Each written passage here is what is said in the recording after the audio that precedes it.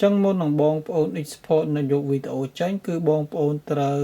render នៅ clip វីដេអូហ្នឹងដើម្បីឲ្យវា smooth ដើម្បីឲ្យវាដើរល្អកុំឲ្យពេលដែលយើងយកវីដេអូ clip វីដេអូហ្នឹងយកទៅ upload នៅក្នុងបណ្ដាញសង្គមផ្សេងៗដូចជា Facebook YouTube TikTok ឬក៏ Instagram អីផ្សេងៗជាដើមហ្នឹងដើម្បីកុំឲ្យវីដេអូរបស់យើងហ្នឹងវារៀងតាក់អញ្ចឹងបងប្អូនអរគ្នា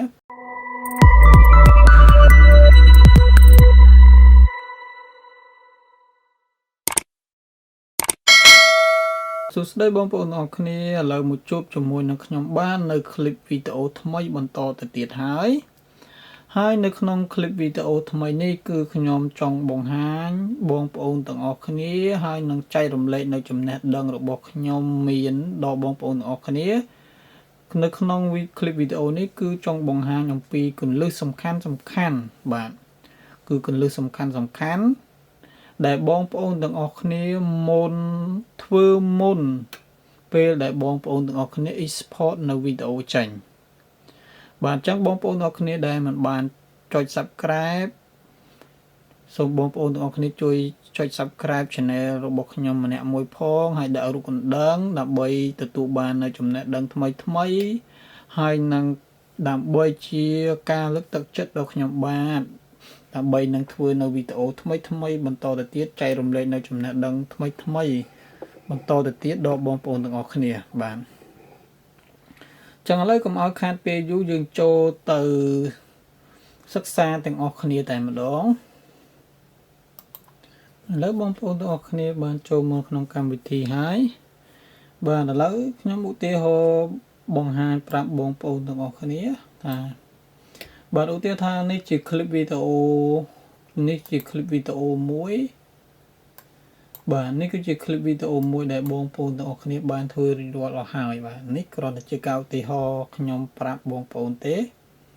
ចឹងមុននឹងបងប្អូន export នៅយកវីដេអូចេញគឺបងប្អូនត្រូវ render នៅ clip វីដេអូហ្នឹងដើម្បីឲ្យវា smooth ដើម្បីឲ្យវាដើរល្អកុំឲ្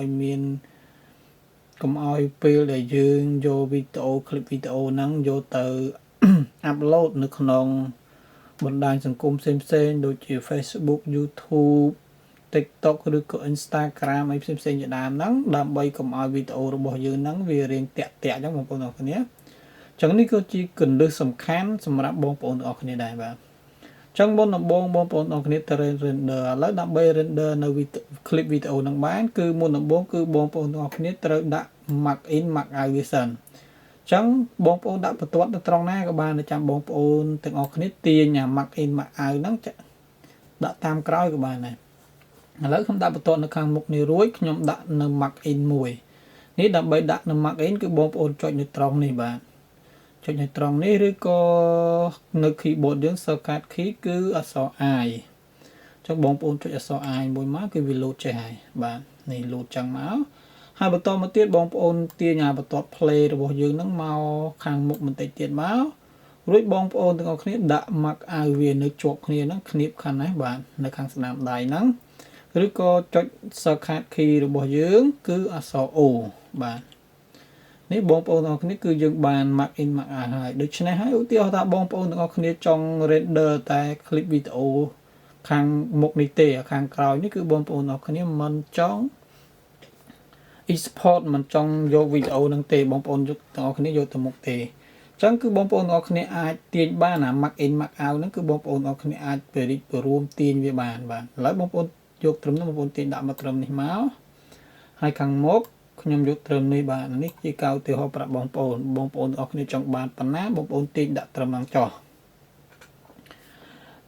ពេលយើងទាញដាក់ចឹងហើយពេលដែលយើង render យើង export វីដេអូចេញទៅគឺយើងបានតែ clip ខាងមុខនេះទេបងប្អូនទាំងគ្នាបាទគឺបានតែ clip ខាងមុខនេះទេអា clip នៅខាងក្រោយវីដេអូខាងក្រោយរបស់យើងនេះទោះវាមានច្រើនប៉ុណ្ណាក៏ដោយគឺវាអត់ render ហើយក៏វាអត់ export ទៅដែរគឺយើងអត់យកវាចេញទេដោយសារតែយើងដាក់ mark in mark out ដើម្បីទប់ដើម្បីថាកំណត់នៅ clip វីដេអូរបស់យើងបាទអញ្ចឹងបងប្អូនទាំងគ្នាដាក់ mark in mark out នឹងរួចហើយបន្តមកទៀតបងប្អូនទាំងអស់គ្នាចូលមក sequence នៅខាងលើនេះមកបាទ បងប្អូនចុចលើ sequence ហ្នឹងមករួចបងប្អូនជ្រើសរើសយកពាក្យនេះបងប្អូន render into out បងប្អូនយកពាក្យហ្នឹងមកបាទឥឡូវបងប្អូនចុចទាំងអស់គ្នាចុចតាមខ្ញុំមកយកពាក្យហ្នឹងមកបន្តមកទៀតវានឹងធ្វើការ render នៅ clip video របស់យើងហើយពេលណា clip video របស់យើងដែលយើងមិនទាន់បាន render គឺវាអាចចេញពណ៌លឿងឬក៏ពណ៌ក្រហមពេលដែលបងប្អូនអរគ្នា render វារួចរាល់អស់ហើយគឺវាចេញពណ៌ត្រួយចេកចឹងបងប្អូនអរគ្នាហ្នឹងបងប្អូនអរគ្នាត្រូវចាំយើង render ឲ្យវាចេញពណ៌ត្រួយចេកហ្នឹងមកដើម្បីឲ្យវីដេអូរបស់យើង smooth ល្អអញ្ចឹងមុននឹងយើង export នៅវីដេអូចេញបាទនេះគឺជាគន្លឹះសំខាន់សម្រាប់បងប្អូនអរគ្នាបាទជា technique មួយសម្រាប់ធ្វើឲ្យវីដេអូរបស់យើងនឹង smooth ល្អបាទអញ្ចឹងយើង render ចប់ចាំ render ចប់ខ្ញុំនឹងបង្ហាញបងប្អូនអរគ្នាបន្តទៅទៀតបាទបងប្អូនគ្នាឥឡូវយើងបាន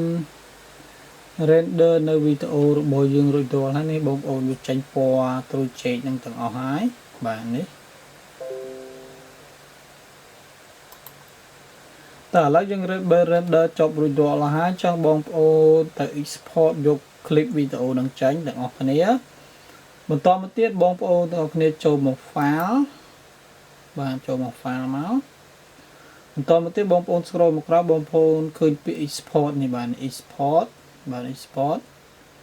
មកខាងនេះបងប្អូនឃើញ media ឬក៏បងប្អូនអាចចុច shortcut key control បូកនឹងអក្សរ M បាទអាហ្នឹងក៏វាយើងចុចទៅក៏វាលោតចូលដល់ក្នុងហ្នឹងដូចគ្នាឥឡូវបងប្អូនចុចមកបាទនេះ shortcut key control បូកនឹងអក្សរ M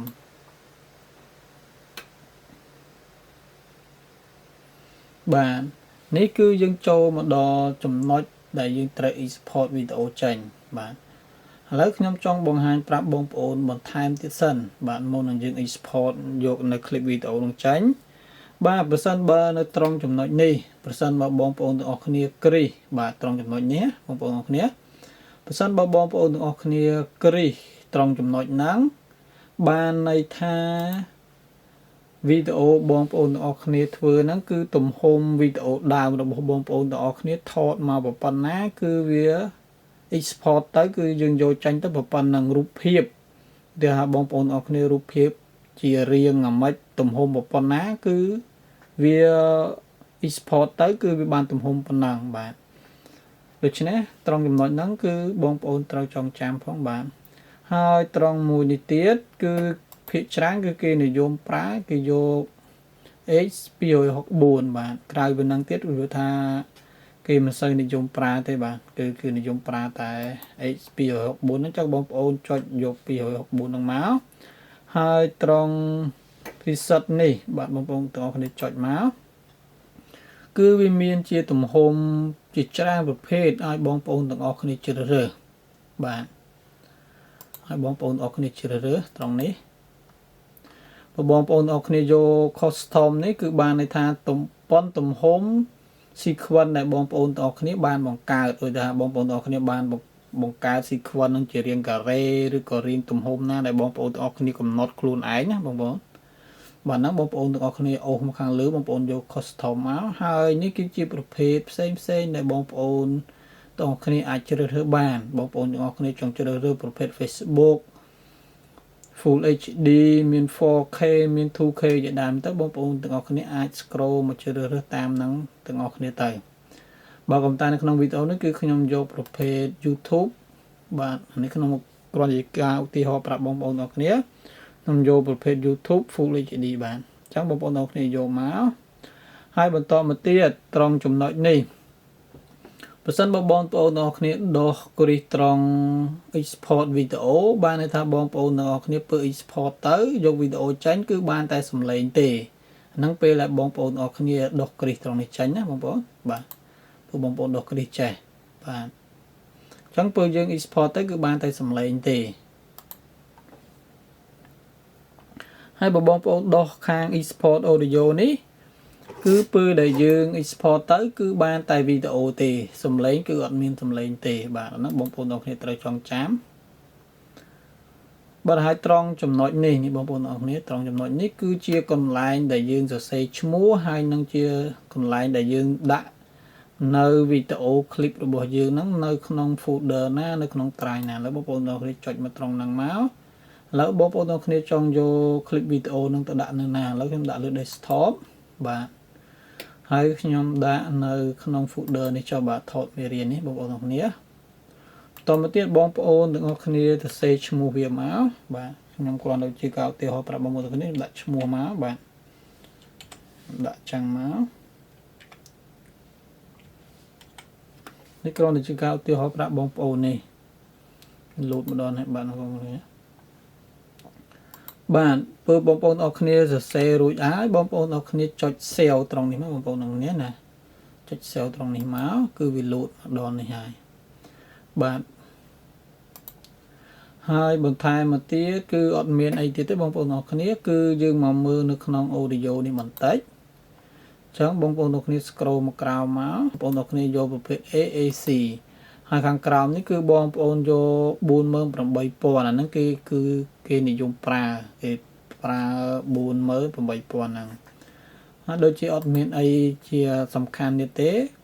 នេះក្នុងការកំណត់នៅប្រភេទរបស់យើងគឺរួចរាល់ហើយបងប្អូនទាំងគ្នាអញ្ចឹងបងប្អូនទាំងគ្នា export ចេញមកនេះបងប្អូនមើលនៅពាក្យខាងក្រោមនេះបាទនេះគឺដាក់ export នេះបងប្អូនចុចមកវានឹង export នៅវីដេអូ clip វីដេអូរបស់យើងចេញឥឡូវខ្ញុំ export តែម្ដងវីដេអូនេះខ្ញុំបានបង្ហាញបងប្អូនទាំងអស់គ្នានៅគន្លឹះសំខាន់រួចរាល់ហើយចឹងសង្ឃឹមថាបងប្អូនទាំងអស់គ្នានឹងតាមទាន់បាទនឹងចាប់បាននៅគន្លឹះសំខាន់ដែលខ្ញុំបានបង្ហាញដល់បងប្អូនទាំងអស់គ្នាចឹងបងប្អូនទាំងអស់គ្នាដែលមកបានចុច subscribe បងប្អូនទាំងអស់គ្នាសូមជួយចុច subscribe channel របស់ខ្ញុំម្នាក់មួយផងហើយដាក់រូបកណ្ដឹងដើម្បីទទួលបាននូវចំណេះដឹងថ្មីបន្តទៅទៀតដើម្បីជាកម្លាំងចិត្តដល់រូបខ្ញុំបាទផងបងប្អូនទាំងគ្នាចឹងនៅក្នុង clip វីដេអូនេះខ្ញុំបានបង្ហាញបងប្អូនទាំងគ្នារួចរាល់ហើយចឹងជួបគ្នានៅ clip វីដេអូថ្មីបន្តទៅទៀតបាទចឹងជម្រាបលាបងប្អូនទាំងគ្នាជួបគ្នានៅវីដេអូក្រោយបន្តទៅទៀតបាទ